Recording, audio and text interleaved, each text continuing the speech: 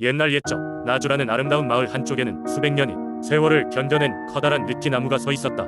이 느티나무는 단순히 크고 오래된 나무에 불과한 것이 아니라 마을 사람들에게 매우 특별한 존재였다.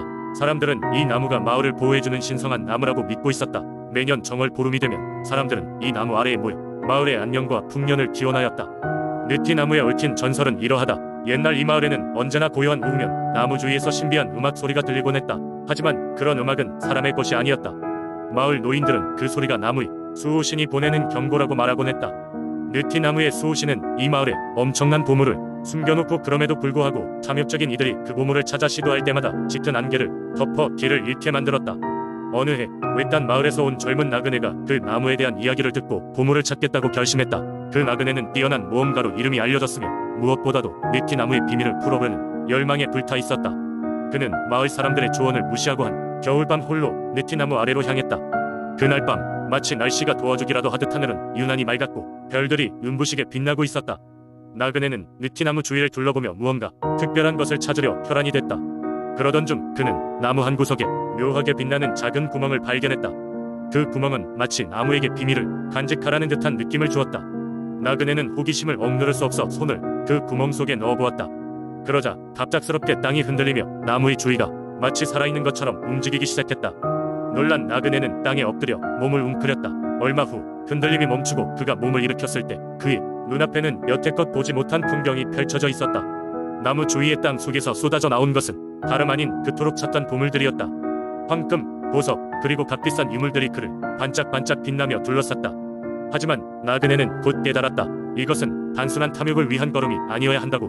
마을 노인들이 말하길 진정한 보물은 금이나 보석이 아니라 마을의 평화와 사람들의 행복이라고. 그는 눈앞에 빛나는 것들을 뒤로하고 정확히 그것들을 다시 흙속으로 묻었다. 그리고 정성껏 나무에게 고개를 조아리며 감사와 사과의 기도를 드렸다.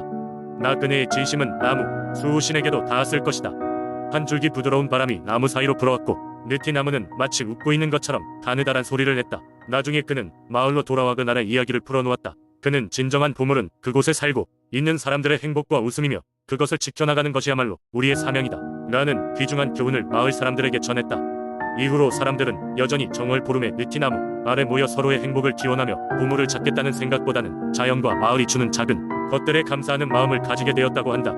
그렇게 나주의 느티나무는 신성을 이어받아 계속하여 그곳을 지키며 살아가는 이들에게 지혜를 주고 있었다.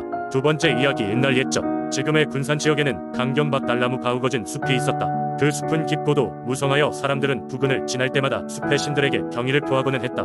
이 숲에는 특별한 전설이 내려오고 있었다.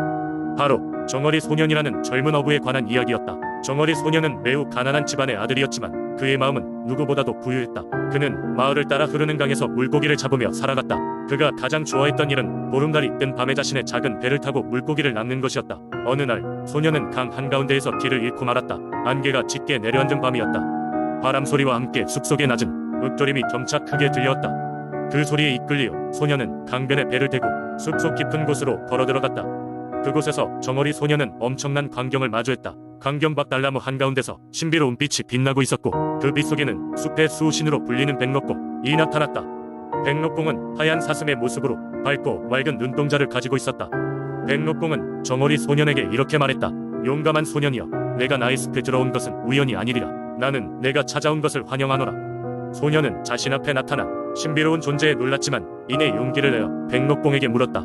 당신의 숲은 어째서 이렇게 아름다운가요? 그리고 저는 왜 이곳에 왔나요? 백록공은 부드러운 목소리로 대답했다. 이 숲은 수백 년 동안 많은 이들의 꿈과 소원을 간직해왔다. 그리고 너는 내 자신이 알지 못하는 간절한 바람을 품고 있구나.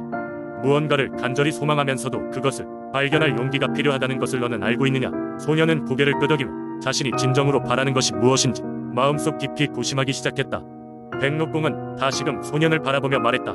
내가 진실로 바라는 것을 깨달으면 나는 너에게 선물을 줄 것이니라. 그것을 통해 너는 내 삶을 더 풍요롭게 만들 수 있을 것이야. 이후 소년은 숲을 떠나 그날의 만남을 가슴속에 담고 마을로 돌아왔다. 그는 매일 강에서 물고기를 잡으면서도 백록공과의 약속을 마음에 새기고 있었다. 오랜 세월이 흘렀고 정어리 소년은 마을에 존경받는 어른이 되었다. 그는 많은 이들에게 희망과 용기를 주며 백록공과의 만남을 다른 사람들에게 이야기해 주었다. 사람들이 삶의 길에서 헷갈리거나 희망을 잃었을 때 그는 강경박 달나무 숲에서 만난 수호신의 말씀을 떠올리게 하며 그들의 꿈을 찾아가는 길을 안내해 주었다. 이렇게 전해지는 정어리 소년의 이야기는 군산 지역의 많은 사람들에게 영감을 주는 전설로 남았으며 세월이 흐른 후에도 여전히 숲의 신비로운 이야기로 전해지고 있다. 세 번째 이야기, 옛날 옛적 한반도의 남쪽 끝자락에 위치한 작은 마을 김해에는 1년 내내 강한 바람이 불어오는 마을이 있었습니다. 바람은 마치 휘몰아치는 바다의 파도처럼 가끔 마을의 경계를 넘나들며 사람들을 괴롭혔습니다. 농부들은 바람 때문에 농작물을 제대로 기를 수 없었고 어부들은 어로 작업에 나가는 날이 줄어들었습니다. 그 결과 마을 사람들은 늘 바람에 대한 불안감을 지니고 살아야 했습니다.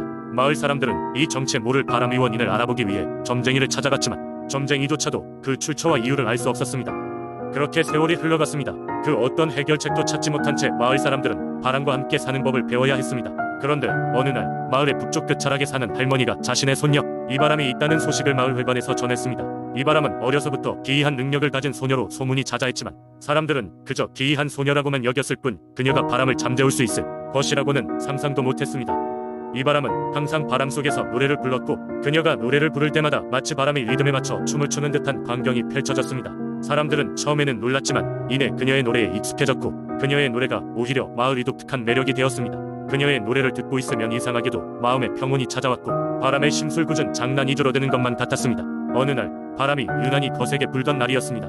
마을 사람들은 다시 한번 이바람에게 부탁해보자는 의견으로 하나가 되었습니다. 마을 사람들은 이바람이 집에 찾아가 부탁했습니다.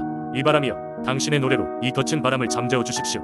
이바람은 잠시 생각에 잠기더니 이렇게 대답했습니다. 제가 할 수 있는 것을 해보겠습니다. 그리하여 이바람은 마을 광장으로 나갔습니다. 그녀는 깊은 숨을 들이마시고는 자신만의 고요한 노래를 부르기 시작했습니다. 그녀의 노래는 마치 바람과 소통하는 것 같았습니다. 바람이 점차 잦아들고 마을은 고요를 되찾았습니다. 사람들은 이 놀라운 장면에 모두 놀라 입을 다물지 못했습니다. 마을은 바람의 심술에서 해방되었고 농부와 어부들은 제 할 일을 할 수 있게 되었습니다. 이후로 이바람은 마을의 영웅이 되었습니다. 그녀의 소원은 자신과 같은 아이들이 더 이상 바람에 시달리지 않고 자유롭게 생활할 수 있는 세상을 만드는 것이었습니다. 그녀는 끊임없이 바람과 소통하며 마을을 지켰고 마을은 다시 한번 평온한 나날을 보낼 수 있게 되었습니다.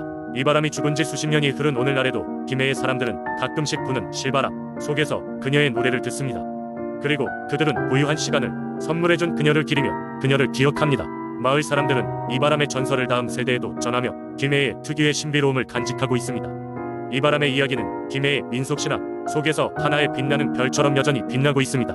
네 번째 이야기, 옛날 옛적 대구의 북쪽에는 와루산이라는 산이 있었다. 이 산은 그리 높지는 않았지만 그 주변을 둘러싸고 있는 숲이 워낙 울창하여 마을 사람들에게는 신비로운 장소로 여겨졌다. 날이 저물면 이곳에서는 종종 알 수 없는 소리가 들려와 사람들은 산속에 신령이 살고 있다고 믿었다. 어느 해 여름 마을에 큰 가뭄이 찾아왔다. 논과 밭은 메말라가고 사람들은 물론 가축들까지도 갈증에 허덕였다. 절망에 빠진 마을 사람들은 해결책을 찾아야 한다는 생각에 이뤘다. 그때 마을의 어르신은 고대부터 내려오는 민속신앙을 떠올렸다. 와루산에 비를 내리게 해달라고 기도를 드리면 신령이 도와줄지도 모른다네 라고 말했다. 이제 마을의 젊은이들이 봉사를 나설 차례였다. 그 중에서도 가장 용감한 청년인 석호가 자원했다. 그는 새벽부터 준비를 하고 와루산으로 향했다. 숲속은 무척이나 어두웠고 길은 험난했다. 하지만 석호는 일말의 망설임도 없이 정상으로 향하던 중 길가에서 이상한 고양이를 발견했다. 그 고양이는 다른 고양이와 달리 눈이 없었고 털빛이 비단처럼 빛났다. 이리로 들어온 처음 보는 인간이네. 날 따라오려무나. 고양이는 사람의 목소리로 말하며 석호를 부르기 시작했다. 놀란 마음을 추스리고 고양이를 따라가던 석호는 와루산의 깊은 곳으로 들어갔다. 이윽고 도착한 곳은 맑은 물이 흐르는 작은 연못이었다. 고양이는 석호에게 이 연못의 물을 마시고서 정성을 다해 기도하면 마을에 비가 내릴 것이라네 라고 속삭였다. 그 말을 들은 석호는 연못에 무릎을 꿇고 간절히 마을을 위해 비를 내려달라고 기도를 올렸다. 기도가 끝나자마자 연못 주변이 공기가 달라지는 것을 느꼈다. 바람이 불어오기 시작하더니 하늘은 시커멓게 변하며 비가 내리기 시작했다. 석호는 서둘러 마을로 돌아와 이 기적을 알렸다. 마을 사람들은 비가 내리는 것을 보고 석호의 이야기를 믿을 수밖에 없었고 모두가 고양이 신령에게 감사의 인사를 올렸다. 이후로 와루산은 마을에서 신성한 산으로 여겨졌고 사람들은 그곳에 들어갈 때마다 고양이 신령에게 존경과 감사의 마음을 전하곤 했다. 신비로운 고양이는 더 이상 모습을 드러내지 않았지만 사람들은 와루산이 그들을 지켜주고 있다고 굳게 믿었다. 이렇게 와루산과 신비로운 고양이에 대한 전설은 대구의 민속신앙으로 자리 잡게 되었다. 마을의 이야기는 세대를 거쳐 내려오며 그 기적의 날을 기억하는 전통으로 지금까지 전해지고 있다.